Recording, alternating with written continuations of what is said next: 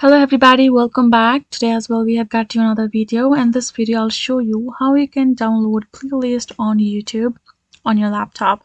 But before that, please do make sure to like our video, subscribe our channel, and yes, without any further delay, let's get into it. For that, first of all, access your particular browser and your YouTube right over there. So right now you can see we have simply signed in, and in the YouTube section you're gonna find plenty of shows and the videos. So let's go ahead, search it. Okay, let's say we have another playlist that we would like to download. So if we go to individual one, we do have this option of downloading this, but if we go to the playlist section, we do not.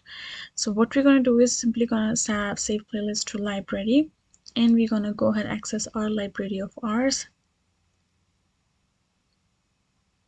Right, we're simply going to go ahead and access it, and right over there we simply will be able to see this download icon afterwards. Go ahead, tap on it, and then our downloading will start, and we can simply download this playlist to our laptop. Likewise over there, you have to make sure that individually as well those videos are downloadable. If some do not have that option, you might find difficulties on downloading the playlist as well. So, and that is it for now. Hope this video was helpful to y'all. Thank you so much for watching, and yes, I'll see you guys in our next video.